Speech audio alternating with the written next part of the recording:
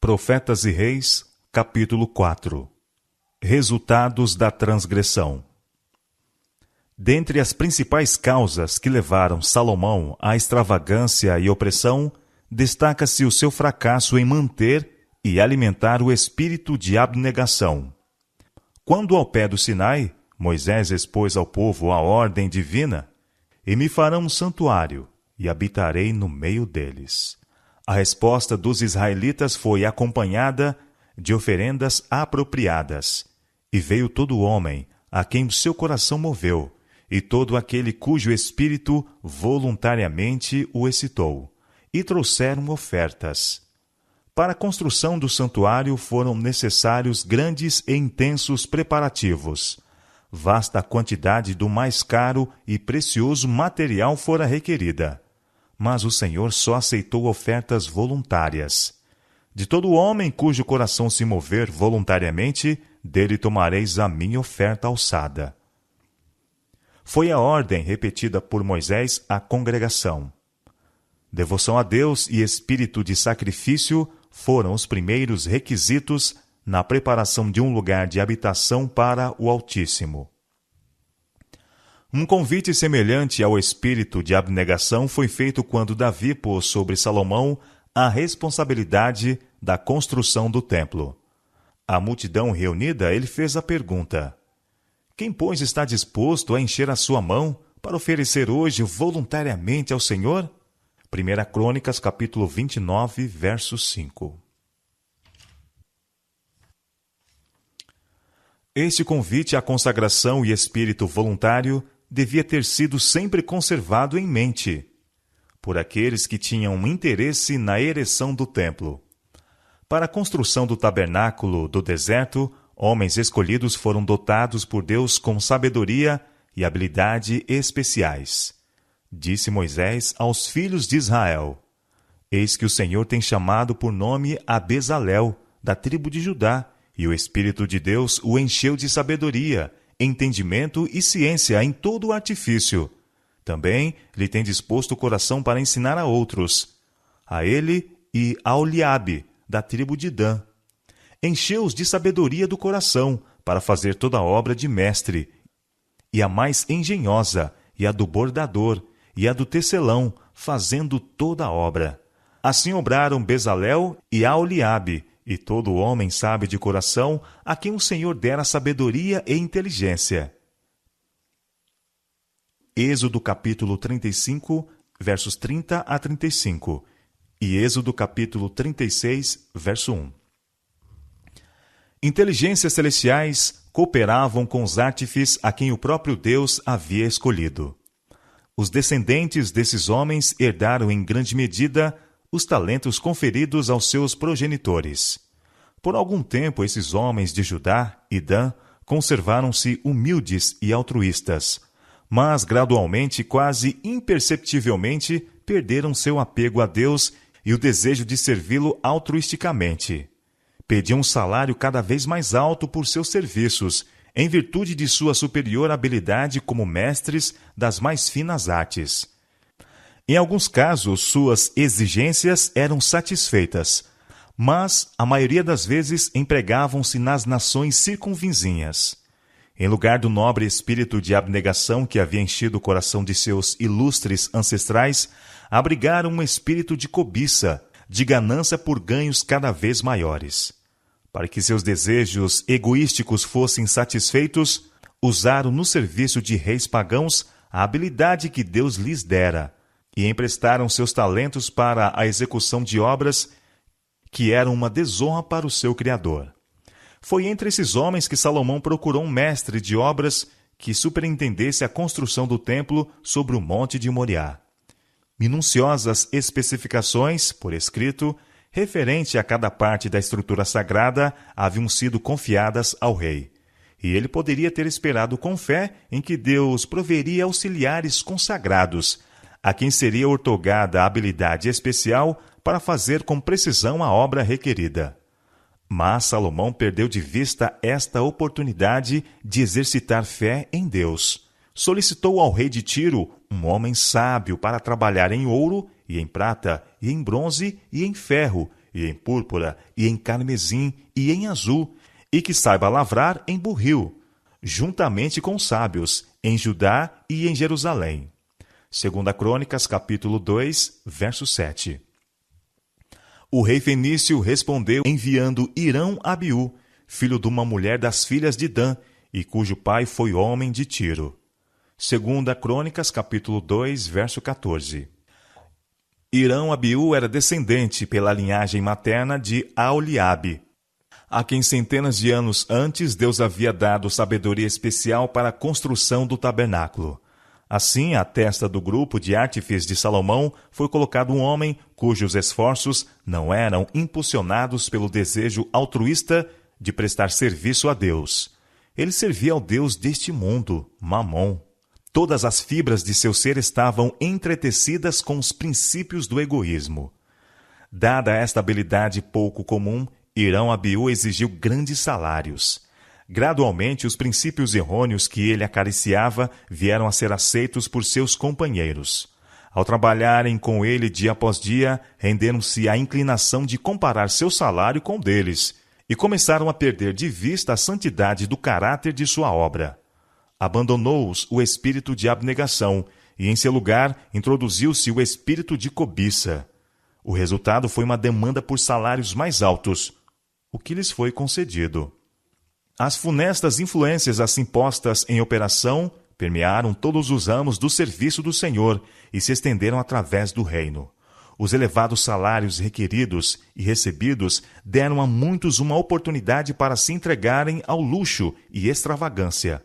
O pobre foi oprimido pelo rico. O espírito de abnegação quase se perdeu. No vasto alcance dos efeitos destas influências, pode-se descobrir uma das principais causas da terrível apostasia daquele que fora uma vez chamado o mais sábio dos mortais. O agudo contraste entre o espírito e motivos do povo que construiu o tabernáculo no deserto e o dos que se ocupavam na construção do templo de Salomão encerra uma lição de profundo significado. O egoísmo que caracterizou os construtores do Templo de Salomão encontra seu paralelo hoje no egoísmo que domina no mundo. O espírito de cobiça, de luta por posições mais altas e mais altos salários é predominante. O serviço voluntário e a deleitável abnegação dos obreiros do tabernáculo raramente se encontram. Mas este é o único espírito que deve atuar nos seguidores de Jesus. Nosso Divino Mestre deu o exemplo de como devem seus discípulos trabalhar. Aqueles a quem ordenou: vinde após mim, e eu vos farei pescadores de homens. Não ofereceu ele qualquer soma estatuída em paga de seus serviços. Eles deviam compartilhar com ele da abnegação e sacrifício. Não é pelo salário que recebemos que devemos trabalhar. O motivo que nos dispõe ao trabalho por Deus não deve ter em si coisa alguma que lembre serviço a si próprio. Abnegada devoção e espírito de sacrifício têm sido e serão sempre o primeiro requisito do serviço aceitável. Nosso Senhor e Mestre deseja que nenhum fio de egoísmo seja entretecido em sua obra. A nossos esforços devemos acrescentar o tato e habilidade, e precisão e sabedoria que o Deus da perfeição exigiu dos construtores do santuário terrestre. Contudo, em todos os nossos labores devemos lembrar que os maiores talentos e os mais esplêndidos serviços são aceitáveis somente quando o eu é posto sobre o altar para consumir-se como um sacrifício vivo. Outro afastamento dos retos princípios que finalmente levou à queda ao rei de Israel foi o render-se à tentação de tomar para si a glória que pertence a Deus somente. Desde o momento em que Salomão recebeu o encargo de construir o templo até que o mesmo ficou pronto, seu manifesto propósito foi edificar uma casa ao nome do Senhor Deus de Israel. 2 Crônicas, capítulo 6, verso 7. Este propósito foi plenamente reconhecido perante as hostes de Israel reunidas por ocasião da dedicação do templo. Em sua oração, o rei reconheceu o que Jeová havia dito: o meu nome estará ali. 1 Reis, capítulo 8, verso 29. Uma das partes mais tocantes da oração dedicatória de Salomão foi sua súplica a Deus pelos estrangeiros que viessem dos países distantes para aprenderem mais daquele cuja fama tinha sido amplamente espalhada entre as nações. Porque ouvirão do teu grande nome, o rei expressou, e da tua forte mão e do teu braço estendido. Em favor de cada um desses adoradores estrangeiros, Salomão havia suplicado: ouve tu e faze conforme a tudo o que o estrangeiro a ti clamar, a fim de que todos os povos da terra conheçam o teu nome, para te temerem como o teu povo Israel, e para saberem que o teu nome é invocado sobre esta casa que tenho edificado. 1 Reis, capítulo 8, versos 42 e 43. Ao encerramento do serviço, Salomão exortava Israel a ser fiel e leal a Deus, para que todos os povos da terra soubessem, disse ele, que o Senhor é Deus e que não há outro. 1 Reis, capítulo 8, verso 60. Alguém maior que Salomão fora o planejador do templo, e sabedoria e a glória de Deus estavam ali reveladas. Os que desconheciam este fato naturalmente admiravam e louvavam Salomão como o arquiteto e construtor, mas o rei recusava qualquer honra para este projeto e construção. Assim foi quando a rainha de Sabá veio visitar Salomão. Ouvindo de sua sabedoria e do magnificente templo que ele havia construído, ela se determinou prová-lo por enigmas e ver por si mesma suas famosas obras. Assistida por uma comitiva de servos e com camelos carregados de especiarias e muitíssimo ouro e pedras preciosas, ela fez a longa viagem para Jerusalém. E veio a Salomão e disse-lhe tudo quanto tinha no seu coração. Ela falou-lhe dos mistérios da natureza.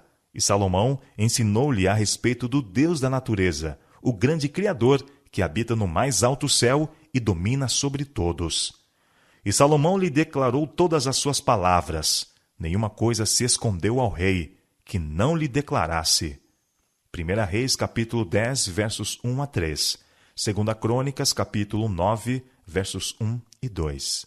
Vendo, pois, a rainha de Sabá toda a sabedoria de Salomão e a casa que edificara, não houve mais espírito nela. Foi verdade, reconheceu, a palavra que eu vi na minha terra das tuas coisas e da tua sabedoria.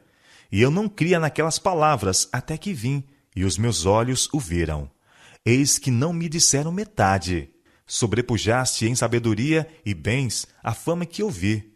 Bem-aventurados os teus homens, bem-aventurados estes teus servos, que estão sempre diante de ti, que ouvem a tua sabedoria. 1 Reis, capítulo 10, versos 4 a 8. 2 Crônicas, capítulo 9, versos 3 a 6. No final de sua visita, a rainha havia sido tão completamente instruída por Salomão quanto a fonte de sua sabedoria e prosperidade que foi constrangida, não a exaltar o agente humano, mas a exclamar: Bendito seja o Senhor teu Deus, que te teve agrado em ti, para te pôr no trono de Israel. Porque o Senhor ama a Israel para sempre. Por isso te estabeleceu rei, para fazeres juízo e justiça. 1 Reis, capítulo 10, verso 9. Esta a impressão que Deus designara fosse feita sobre todos os povos. E quando todos os reis da terra procuravam ver o rosto de Salomão, para ouvirem a sua sabedoria, que Deus lhe dera no seu coração, Salomão por algum tempo honrou a Deus reverentemente, indicando-lhes o Criador dos céus e da terra, o soberano do universo, o todo sábio. Houvesse Salomão continuado em humildade de espírito, ao volver a atenção dos homens de si para aquele que lhe dera sabedoria e riqueza e honra, que história teria sido a sua? Mas, conquanto a pena da inspiração registre suas virtudes, dá também fiel testemunho da sua queda. Elevado ao pináculo da grandeza, cercado com dádivas da fortuna, Salomão sentiu-se aturdido, perdeu o equilíbrio e caiu. Constantemente exaltado pelos homens do mundo, foi finalmente inábil para resistir à lisonja de que era alvo. A sabedoria que lhe fora confiada para que glorificasse ao doador encheu de orgulho. Permitiu finalmente que os homens falassem de si como do mais digno de louvor pelo inigualável esplendor do edifício planejado e construído para honrar o nome do Senhor Deus de Israel. Assim foi que o templo de Jeová veio a ser conhecido através das nações como o Templo de Salomão. O agente humano tinha tomado para si a glória que pertencia ao que mais alto é do que os altos. Eclesiastes capítulo 5, verso 8. Mesmo até o dia de hoje, o templo que Salomão declarou, pelo teu nome é chamado esta casa que edifiquei, é mais frequentemente mencionado não como o templo de Jeová, mas como o templo de Salomão. Não pode o homem mostrar maior fraqueza que permitir se lhe atribua a honra por dons que são outorgados pelo céu. O verdadeiro cristão fará com que Deus seja o primeiro, o último e o melhor em tudo. Nenhum ambicioso motivo logrará arrefecer seu amor por Deus. Firmemente, perseverantemente, fará que advenha honra a seu Pai Celestial. É quando somos fiéis em exaltar o nome de Deus que nossos impulsos são postos sob a divina supervisão e somos capacitados a desenvolver faculdades espirituais e intelectuais.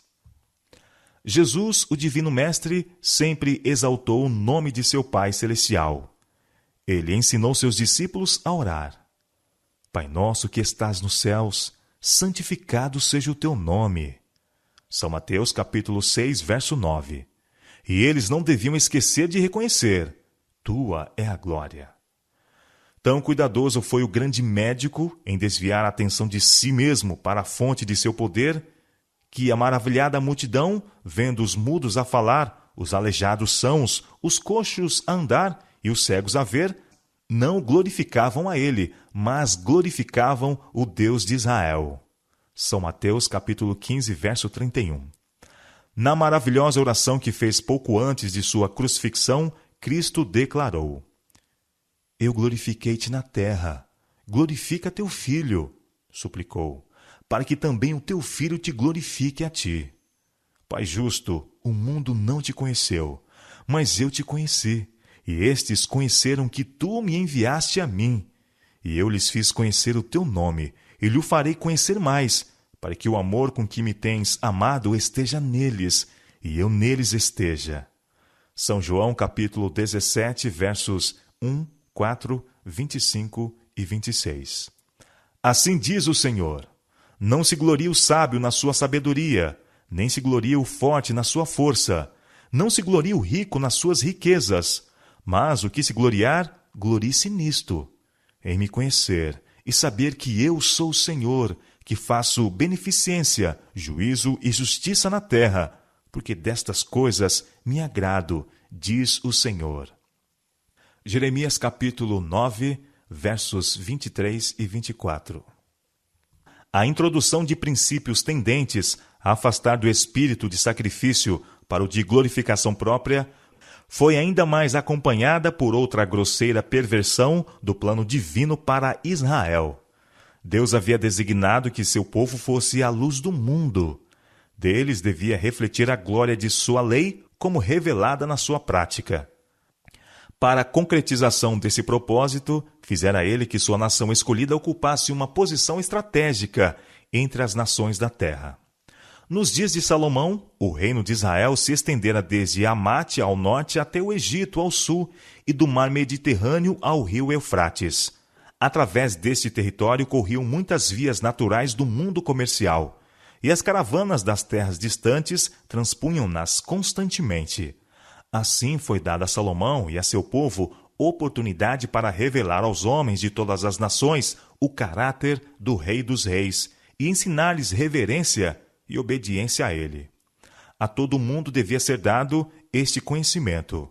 Mediante o ensino contido nas ofertas sacrificais, Cristo devia ser exaltado perante as nações para que todo o que desejasse pudesse viver. Colocado como cabeça de uma nação que fora posta como um farol de luz para as nações ao redor, Salomão devia ter usado a sabedoria que Deus lhe dera e o poder de influência na organização e direção de um grande movimento para a iluminação dos que viviam na ignorância de Deus e sua verdade.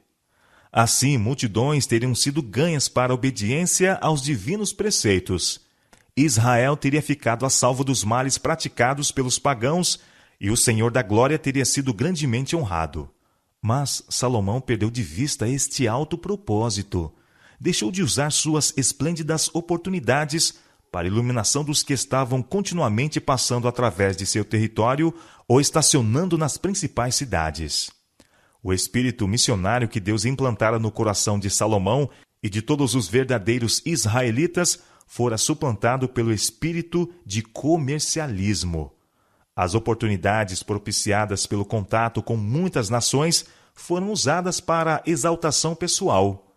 Salomão procurou fortalecer publicamente sua posição, construindo cidades fortificadas nas passagens comerciais. Reconstruiu Gezer, próximo de Jope, que ficava ao longo da estrada entre Egito e Síria, Bet-Horon, a oeste de Jerusalém, dominando as passagens da estrada que ia do interior de Judá a Gezer e a costa do mar. Megido, situada na estrada das caravanas de Damasco para o Egito e de Jerusalém para o norte, e Tadmor, no deserto, ao longo da rota das caravanas do Oriente. Todas estas cidades foram poderosamente fortificadas. As vantagens comerciais de uma passagem nas cabeceiras do Mar Vermelho foram ampliadas pela construção de naus em Ezion-Geber, na Praia do Mar, na terra de Edom. Marinheiros treinados de Tiro, com os servos de Salomão, conduziam esses navios nas viagens para Ofir e traziam de Ofir muitíssima madeira de sândalo e pedras preciosas. Os rendimentos do rei e de muitos de seus súditos foram grandemente aumentados, mas a que preço? Por causa da ambição e curteza de vistas daqueles a quem tinham sido confiados os oráculos de Deus, as incontáveis multidões que apinhavam as vias de transporte se permitiu que permanecessem na ignorância de Jeová. Em saliente contraste com a conduta seguida por Salomão foi o procedimento de Cristo quando esteve aqui na terra. O Salvador, embora possuindo todo o poder, jamais usou esse poder para seu próprio engrandecimento. Nenhum sonho de conquistas terrenas, de grandezas mundanas, maculou a perfeição de seu serviço pela humanidade. As raposas têm covis, e as aves do céu ninhos, disse ele, mas o Filho do Homem não tem onde reclinar a cabeça. São Mateus capítulo 8, verso 20. Os que, em resposta ao chamado da honra, têm entrado no serviço do obreiro-mestre, podem bem estudar seus métodos. Ele tirou vantagem das oportunidades encontradas ao longo das movimentadas vias. Nos intervalos de suas jornadas de um para outro lado, Jesus permanecia em Cafarnaum, que passou a ser conhecida como a sua cidade. Situada na estrada de Damasco para Jerusalém e Egito e para o mar Mediterrâneo, era esta cidade bem apropriada como centro do trabalho do Salvador. Pessoas de muitas terras passavam através da cidade, ou nela se detinham para descanso. Aí Jesus se encontrava com pessoas de todas as nações e categorias, e assim eram suas lições levadas a outros países e a muitas famílias. Por este meio era despertado o interesse nas profecias que apontavam para o Messias. A atenção era dirigida para o Salvador, e sua missão era levada perante o mundo. Em nossos dias, as oportunidades de entrar-se em contato com homens e mulheres de todas as classes e diferentes nacionalidades são muito maiores que nos dias de Israel. As movimentadas vias de comunicação têm se multiplicado por milhares. Assim como fez Cristo, os mensageiros do Altíssimo devem hoje tomar posição nessas vias movimentadas, onde possam encontrar-se com multidões que passam de todas as partes do mundo. Como ele se ocultou em Deus, devem eles semear a semente do Evangelho, expondo perante outros as preciosas verdades das Sagradas Escrituras, que lançarão profundas raízes na mente e no coração e germinem para a vida eterna. Solenes são as lições do fracasso de Israel durante os anos em que, tanto o rei como o povo se desviaram do alto propósito que tinham sido chamados a cumprir. Seja onde for que eles tenham sido fracos, a ponto mesmo de cair, O Israel de Deus hoje, os representantes do céu, que constituem a verdadeira Igreja de Cristo, devem ser fortes, pois para eles é transferido o encargo de concluir a obra confiada ao homem e de anunciar o dia do ajuste final. Contudo, as mesmas influências que prevaleceram contra Israel no tempo do reinado de Salomão ainda se lhes antepõem. As forças do inimigo de toda a justiça estão fortemente entrincheiradas, e a vitória só pode ser ganha mediante o poder de Deus. O conflito que temos diante de nós exige espírito de abnegação, desconfiança própria, confiança em Deus somente e o sábio uso de toda oportunidade para a salvação de almas.